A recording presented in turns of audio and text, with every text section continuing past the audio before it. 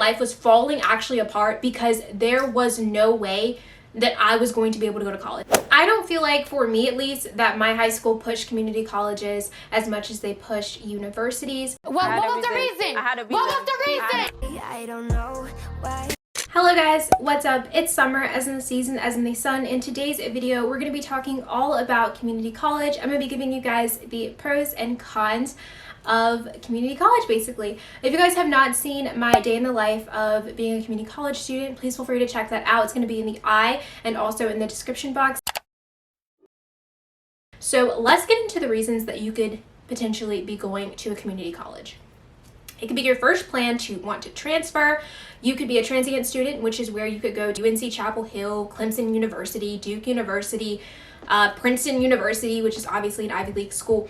And you could be getting a couple of credits just to specifically transfer that into your home school. Different schools call this different names, but at the community college that I was a work study in, I worked in admissions and financial aid. That's what we called it. You could be going to just a specific program that a community college has. So like a nursing program, an accounting program.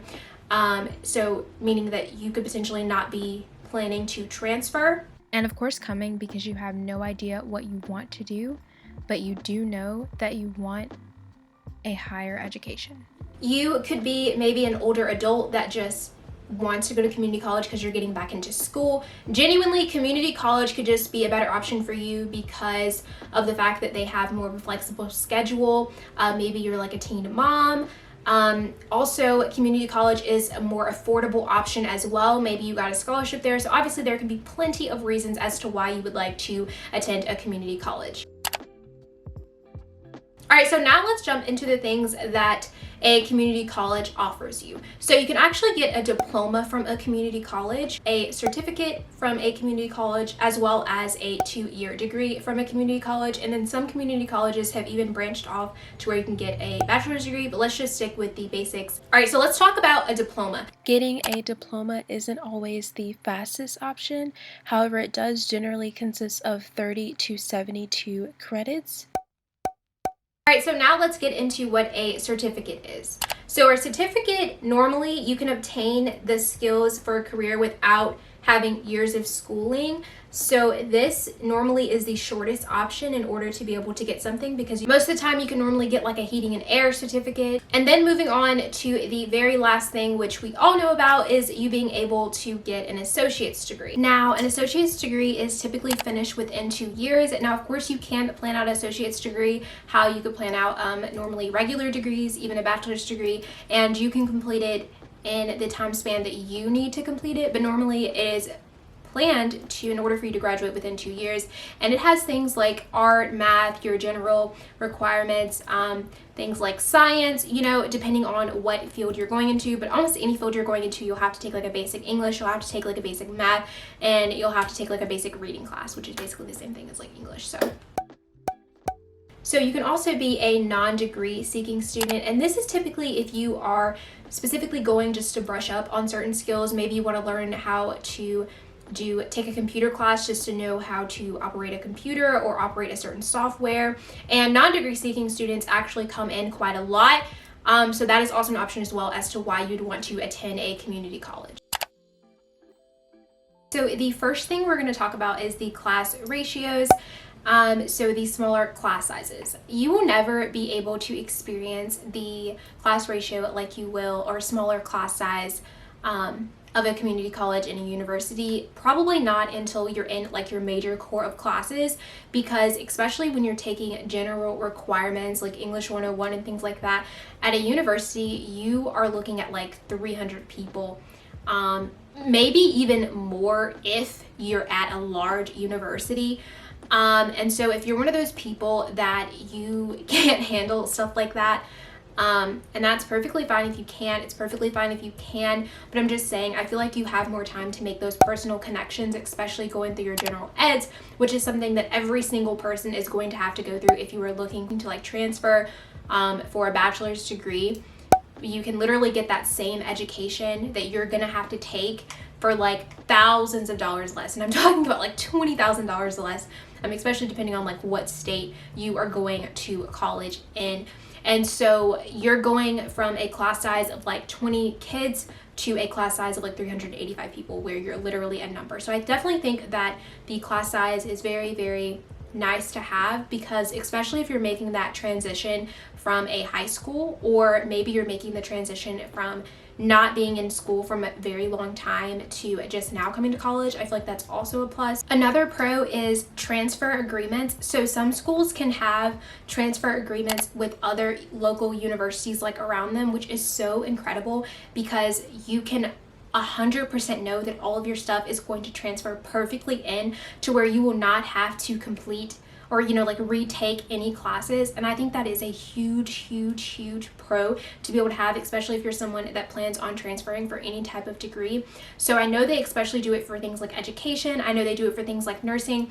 And yeah, like I said, it's basically a contract that a university will have set up with a community college or vice versa, that ensures that if you take these set of classes for these 2 years, it will transfer over directly to this university, and you will be able to go right in and and be a junior. So you start off as a freshman, you'll be able to go right in and be a junior and get that all completed. And I think that's just an amazing plan. And they also have those types of plans with high schoolers, like if you do early college enrollment, and things like that. I know they call them like different things.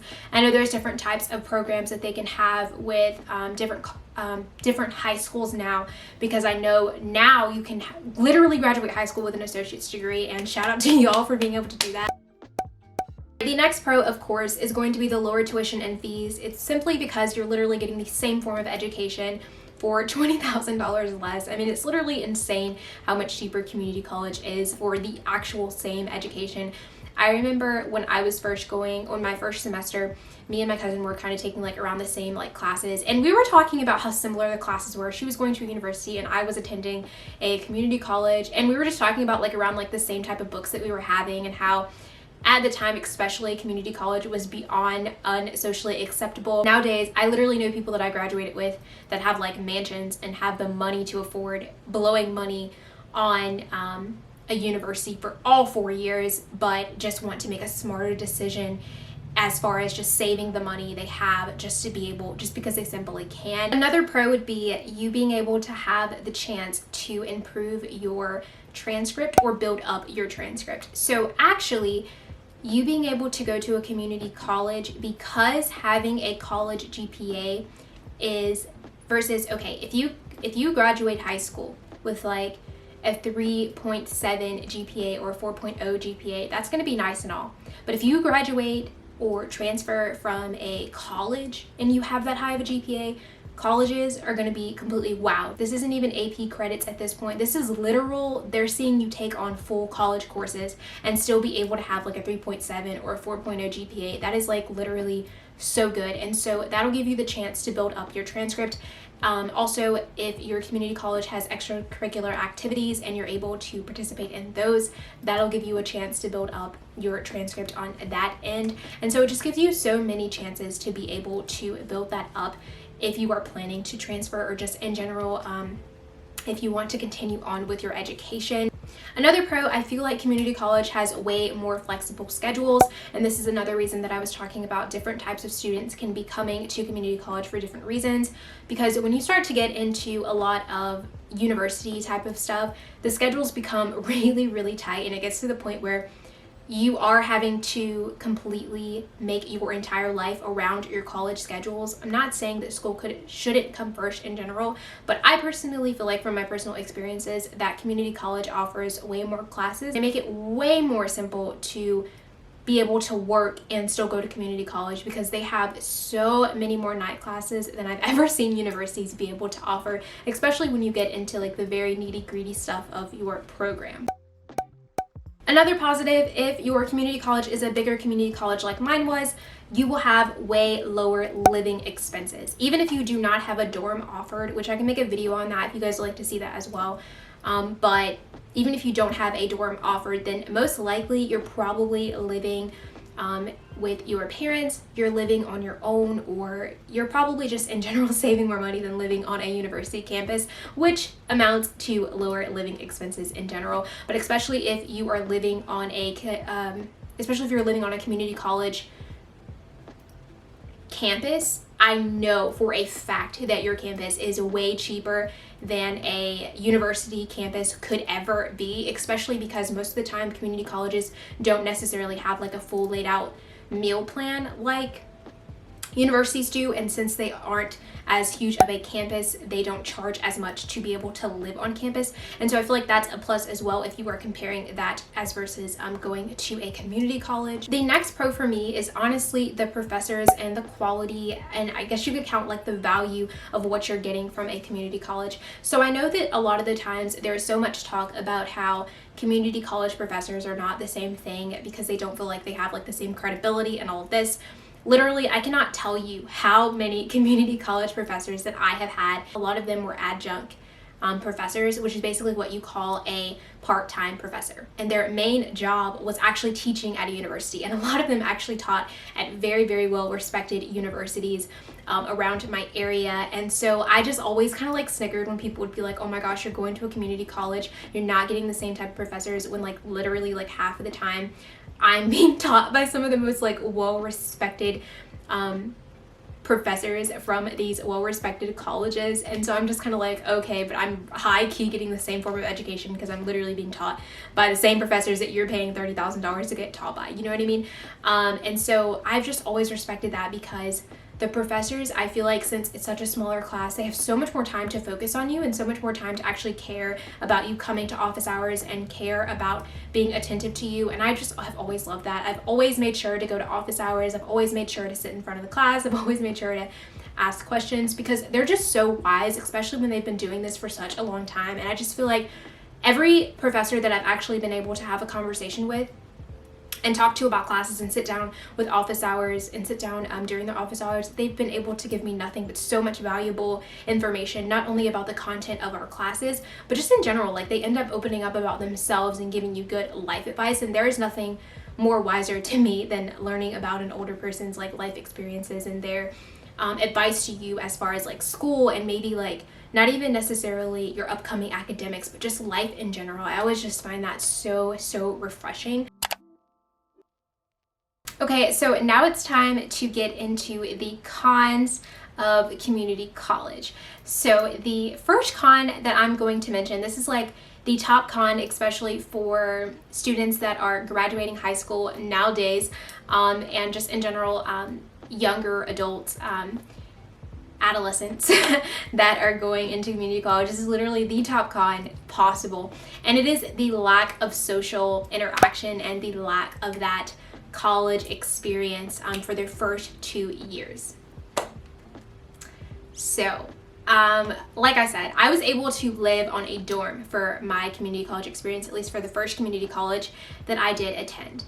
But if you are happening to go to a community college that does not offer a dorm, my best advice for you is to make sure that you talk to everyone. Because if you're going to a community college that is very small and they do not offer a living experience, it's more one of those things where you just drive to class and you just leave. You are literally going to get out of it what you put into it. So if you don't make those interactions and you don't make those connections and you don't, it's kind of like the same thing even in like, if you've ever like visited one of your cousins like campuses or one of your friends' campuses or whatnot, if you're not gonna talk to those people, you will not be friends with them. Like you literally will not be friends with them. Like yes, it's different if you live around people and you're kind of forced to talk to them, but you also only get into stuff what you put into it. You know what I mean? Like what you give it is what you get. And so I feel like if you're going to a smaller community college that's not offering those things, hopefully at least they're offering clubs and things of that sort, so that way you can get involved in those ways. I went to a community college that did offer, I was a work study, so I was a work study for admissions, I was a work study for financial aid, which allowed me to connect with a lot of people. I was a student ambassador, that allowed me to connect with a lot of people. I was in clubs, that allowed me to connect with a lot of people. So really, you can get maybe not like the same university social experience, but you can get a form of a social experience. And plus, most of the time, so many people live near colleges if you're really just looking forward to being able to go to a college party and all of that. The next con is the lack of sports. So I know actually a bit of community colleges that actually do have sport teams, but again, this is one of those things that you can get out of a college that is near you if you would like to make sure that you're involved in something where you can go to like football games and things of that sort. Now, of course, if it's not your college, you're not gonna have like, because I know community colleges that have sport teams and they actually get in for free since they, or depending on how popular they are, they get to get in for free since they do attend there. So you're gonna have to pay, but I mean, you can still get in, you know, and it can still be like a good experience of you being able to go to a sports team with your friends. But again, that's one of those things that just get more involved into stuff, and I feel like that would really help with that as well. The next thing, this is just like a personal thing for me, and I know some people that go to university is gonna say, sis, it's the same thing, but advisors, y'all. Most of the time at community colleges, advisors, there's literally probably only like 5 actual academic advisors depending on how big your community college is, and then the rest of them are professors that are forced into being advisors. And I say that advisors are the biggest con because especially if you were trying to transfer or do anything of that sort and you have no idea what's going on, which is another reason that you should make sure that you know what's going on in your program and you try to do the research yourself, which is another reason I'm so thankful that I worked in admissions and I actually learned the ins and outs of stuff, because I would be horrified if I did not. Because I know so many people transferring university that are behind in what they're doing, or they graduated even a year later simply because they were listening to their academic advisor and they had no idea what they were talking about.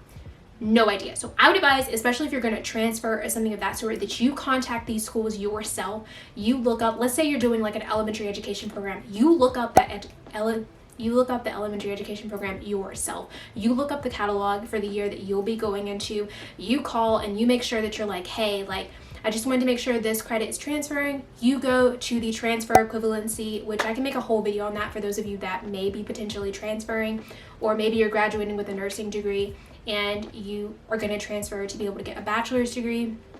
Anything of that sort, they make it very, very easy for you to see which credits transfer nowadays. But any things that you have questions about, you can call that school's admissions center. But I would just highly advise that you make sure you look behind them, because it can be very, very scary having an academic advisor. Cannot advise. But at the same time, especially for community college, it's kind of not fair for them, since they're already underpaid professors and they are being forced to take on students because there's so many students. Now, like I said, your community college could be different. You could have nothing but 100% academic advisors and that's solely their job. But in my experiences of community college and the ones around me, they are pretty much all forced professors that are forced to be academic advisors, except for probably like 5. And 5 was the one that was like the biggest community college that I went to.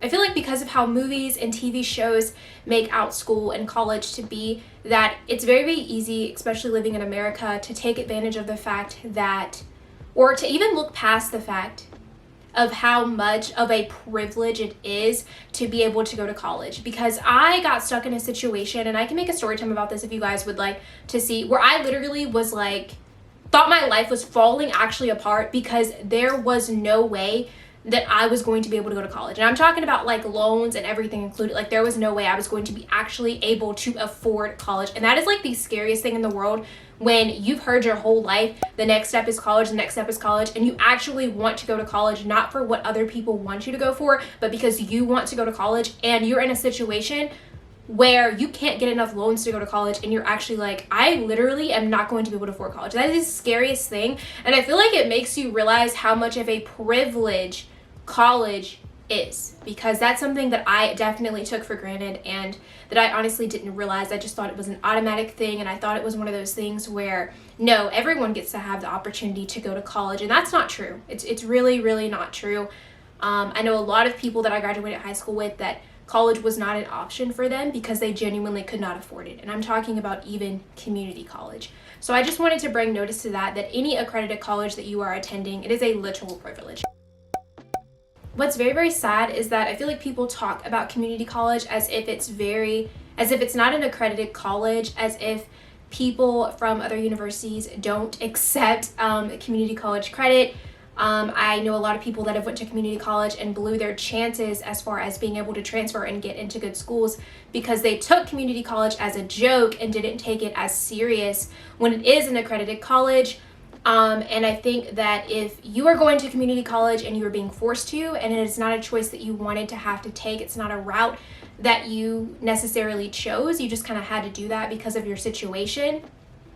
More than anything, I think you should take advantage of that instead of like dwelling in it, because I don't think that at this point in time, especially if you're probably younger and you're not as mature, that you realize how much of a plus that community college actually is. If you were going to a community college this upcoming fall, I hope you do realize that any college that you go to, any accredited college, is literally like such a privilege, and I hope that you end up being happy there and that you honestly take it seriously, because you are creating your future right now, like as we speak.